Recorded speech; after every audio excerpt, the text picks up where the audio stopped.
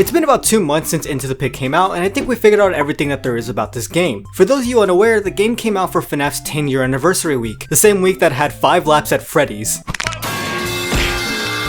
I swear, we're in the wrong timeline. Into the Pit didn't have that much hype around it. In fact, the trailer kind of just came out of nowhere, had a delayed ARG, and then just came out. There was no expectations for this game, even though it was the next game for the FNAF franchise. And I gotta say, this game absolutely blew me away, and I think it left a huge impression on everyone who actually played it. This game was new, fun, scary, had a great art style, wasn't broken on launch day. You have this basic kind of point-and-click adventure games where you solve puzzles, but it has a horror FNAF twist. There's jump scares, moments of suspense, chances to live in the scary vibe and allow this game to be gruesome.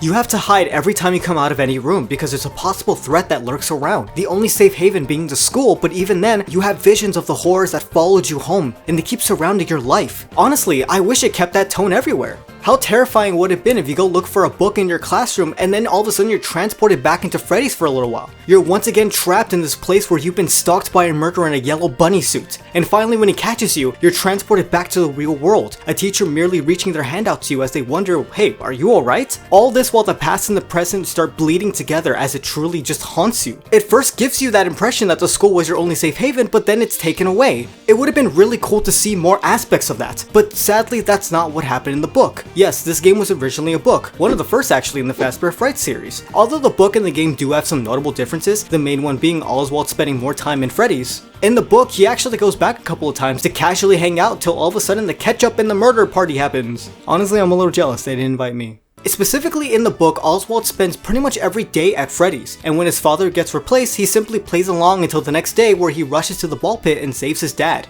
He didn't need to travel to the past, his father was just at the bottom of the ball pit drunk or something. And that's when the yellow rabbit attacks, at the very end of the story when Oswald basically threatens the current reality. Meanwhile in the game, Oswald stumbles into Freddy's, is chased around by the furry, and then travels back in time enough to make an old man blush. Every time Oswald travels back, he does it for the sole reason to find his father. He has a purpose, but obviously that's too easy, so the game includes puzzles and tasks for you to do to navigate towards your goal, because apparently this giant yellow furry isn't enough. You're constantly going room to room, place to place, past to present to solve these mysteries, whether that's going to the rundown mill to find some old guitar strings, or traveling back in time to catch a rat and letting it loose in the present, or playing some arcade game so you can trade one of the prizes to a kid for some fireworks so that way you can distract one of the animatronics. It's really interesting how they added so much onto this. There really is so much life and personality here, so much detail and possible lore that messes up the timeline. FNAF, why are you so complicated? If you have a screwdriver, you can escape through the window and return to Jeff's Pizza in the middle of the night, or perhaps you got the rope. You can go through the attic and climb down the rope to escape that way. And if you did go to the attic, you could possibly get this Freddy mask which just drops out of nowhere, which is a tradable item that you can get for the fireworks. Maybe you decide to call your mom in the past and you get this random minigame, and then playing that will lead you to the true ending. Or maybe you walk around and find these random parts and just so happen to fix these arcade machines, which you can play for items or to max out your tickets and prize vouchers for, once again, the true ending. Yes, the true ending. There are multiple endings in this game. The first and easiest ending that you can get is by simply leaving Freddy's on any night. We leave our father behind and just walk off, honestly same. The second ending we can get is by playing normally and not really doing any exploring. We just focus on solving the puzzles and trying to save the dad, but then we go through the ball pit and the yellow rabbit drags us back into the past, trapping us in torment forever. If we do the same thing but fail these QuickTime events, we will lose and get turned into an animatronic. For those of you wondering what happened to Foxy and why he didn't appear in the entire game, I think this is why. Foxy didn't have a spirit possessing him yet, and that's why the yellow rabbit was trying to find kids, so we can try and fuse their souls into the animatronics. It makes even more sense when you realize that the animatronics are not attacking us anymore. Oswald also mentions that he can't speak or feel anything, and then as he reaches the curtain, his eyes begin to glow. This of course is Foxy's curtain. But that's just the theory. If you actually explored everywhere and found all of Dad's items like his wallet, his wedding rings, and the photos, you're able to get the good ending. While the super caked up bunny man strangles his father, Oswald drops his mysterious photo that stuns Spring Bonnie and gives Oswald time to react and fight back, causing Spring Bonnie to get tangled up in the ropes. And then you're able to save your father and have the happy ending, finally being able to push all of this under the rug. Well, actually, Jeff didn't exactly get his happy ending, but who cares about Jeff? If you look around, you're able to find these random parts that you're not really able to do anything with yet until you try interacting with the broken arcade machines. With these items, you're able to repair each and every one of them, and by playing them, you can unlock the true ending. Getting the true ending is a bit complicated, but basically you need to not only collect all of Dad's items, but also play the arcade machines until you beat them. You'll know when you truly beat them when you unlock the music for them. Specifically for the Balloon Boy minigame, you actually need to go to the side and get this secret party hat. After you've beaten the game, you need to collect enough prize vouchers to get all the prizes. Then you're able to unlock this strange minigame. This minigame is actually a reference to the Fetch story from the books. In the story, Fetch is a robot dog and would bring the character anything he wanted. In this minigame, however, you go around and collect these balloons and then you show them to Fetch, and when you walk off, he just straight up murders you. Yeah, he was not a good boy. It's weird because this place appears to be the same restaurant as the FNAF location, seeing how Golden Freddy's just chilling here. I don't understand why Fetch tears you apart. It's especially weird when at the top it says C and U. I don't know what that means, I'm gonna be honest. The next minigame that you need to do is unlocked by calling your mom in the past. This brings you to the Eleanor game. In the books, we have this character who's the baby stand-in who gives the girl a necklace to try and make her beautiful. But in reality, what she's really doing is taking her human parts and replacing them with trash and other animatronic pieces. The minigame is very similar as you're building these girls and putting them back together to grant their wish. As far as what this means, I'm really not too sure. I don't think we have all the pieces yet to really form a theory on why these fit in. It could just be possible sequels or references, who knows. The third minigame is triggered by spamming the candy dispenser. In this minigame, you play this character who collects these 5 water cups. Then you collect 5 cupcakes, then collect these... what the heck is that? Then you collect 5 hearts with arrows in them, 5 cauldrons, and then I think that's Bonnie's hand, the Bonnie puppet from Funtime Freddy. When you collect it, the girl starts crying and that's it. What the heck? These minigames references the story Count the Ways. In this story, the character Millie hides in Funtime Freddy to get away from her family, but she ends up getting stuck as Funtime Freddy turns on and then mocks her about how she will die. Will it be through dehydration, starvation, freeze to death, getting crushed and impaled, or boiling? Perhaps boiling, I don't know. Once again, I wish I knew exactly why this was here and what this meant, but I guess we can leave it to the overworked professionals. There really is a lot to this game, and it's obvious a lot of time and effort went into this. And honestly, this is exactly what I wanted for Security Breach. The way the game flows with finding items and then backtracking and then solving these puzzles and figuring out the secrets. The scares, the helpless feeling of always being hunted down. This is exactly what I wanted Security Breach to be. I'm not gonna dog on Security Breach too much, especially with Scott literally not telling the creators of the game any sort of plot. Seriously, what the heck? Security Breach has already been ripped to shreds, and regardless, it was still a fun time, even if it was fun for the wrong reasons. Obviously, Into the Pit isn't perfect either. While it has a really simple but effective story, it can't help but feel a bit too linear. You're always on rails and only really get time to explore and find all the secrets on the final night. The final night actually being the only way to trigger some of these secrets. And as much as I always enjoy being hunted down, it is a bit of a shame that Freddy, Bonnie, and Chica don't actually do anything other than alert noise so Big Mustard Man can catch you. They do have jump scares of their own, but it only triggers during story, and if you fail the QuickTime event.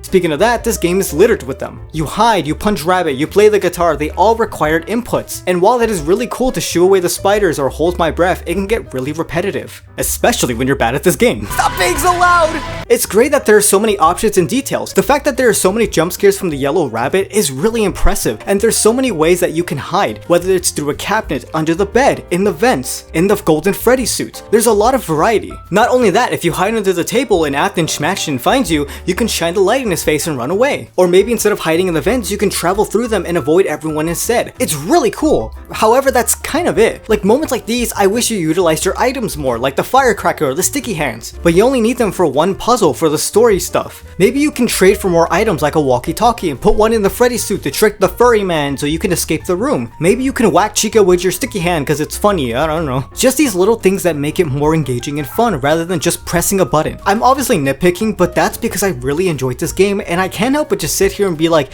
dang, that was fun. I want more. I feel like this game is exactly what the FNAF franchise needed, and it did such a good job. So how about we finally talk about the game? Oswald is being taken to Jeff's Pizza again, and he's being dropped off there every day for the entire summer, and he's sick of it. His father lost his job at the mill, and it's all run down now. And Oswald hopes for some new exciting thing to happen. Careful what you wish for, Oswald, you're gonna regret it. He finds out there's this secret ball pit, and being bored out of his mind, he hops in, and somehow travels back in time, revealing that Jeff's Pizza is actually a Freddy Fazbear's location. What's even stranger is that Oswald looks at the animatronic characters and notices that they're very similar to his drawings. In the beginning of the game, we see that Oswald likes to doodle, and he's been drawing characters very similar to the one that we know of today, which doesn't make sense since Oswald has no idea who Freddy, Bonnie, and Chica look like or know of their existence. From talking to the kids, it appears that we traveled back to around the 1980s. We hang out, we play some arcade games, and then do some hide and seek, when all of a sudden the lights go out. Chaos then ensues as everyone desperately tries to getting out of the building. Oswald then encounters the yellow rabbit, luring him into the back room, when we see what horrible acts it has done. Oswald runs away and makes his way back into present time, but it follows him, taking his dad and trapping him in the past. I guess they should call him Past Trap instead of Spring Trap. The yellow rabbit then comes out, replacing his dad.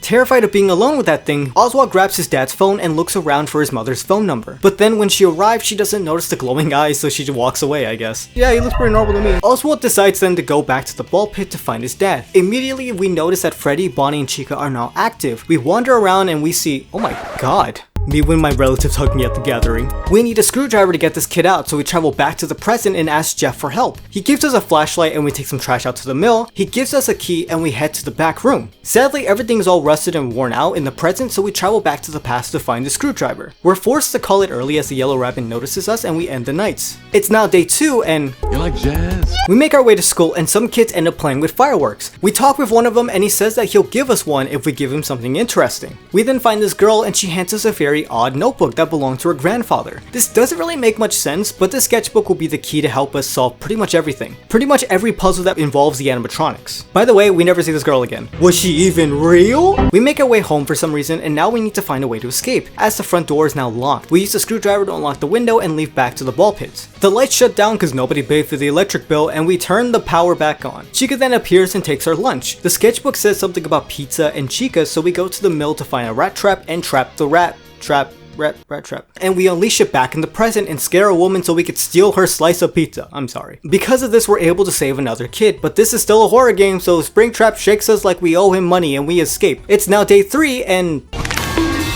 Yep, just a normal Tuesday for me. A teacher tells us to grab a book and we find the principal, and we're now given the task to find her key. Thanks to this, we're able to steal the sticky hand for ourselves that was in the room. Good job for that. We make our way home and we're trapped once again. We can use a screwdriver on one of the other windows, or maybe go up to the attic and use the rope to climb down like we found it earlier. Or perhaps we can find the ladder in the attic and drag it all the way down to the basement and climb out one of those windows. We arrive back in the past and we can use a sticky hand to grab the key from the vent. We then go to the arcade and we see Bonnie whacking a kid. Looking at the sketchbook, we found a clue about using Bonnie's guitar. So we go to the back room and then travel back to the present to find some strings to repair the guitar. Able to lure away Bonnie from the arcade and save another kid. But once again, we have to go back. It's now day 4 and we just ditch school to head straight into the ball pit. Freddy seems to be a problem for this night, so we look at the sketchbook and find clues. Freddy doesn't like flashes, so we show him we make our way to the library to trade for the firecracker and remind Freddy of his time at war, I think. We play some FNAF on the cameras and find some kid locked in the freezer, so we grab the toy hammer from the arcade and bust it open, and then once again we have to call it a night. It's day 5 and it's time to get stuff done, though apparently we have a lost puppy who follows us around, and that makes things just a little bit difficult. We find our key card by using our screwdriver on the blob and save the girl. She tips us off on where we can possibly find her dad, and we travel through the vents and finally find him, but the yellow rabbit drags him away. It's strange that all this time he was just tied up here and now we just take him away, but regardless, we need to do something. We find Spring Bonnie and attack him. He follows us back through the ball pit, but he gets stuck on the ropes, moving around like a caged animal until finally he just hangs there. Oswald's father then wakes up, but doesn't seem to remember anything or even notice the yellow rabbit. Almost like this was all just one scary dream.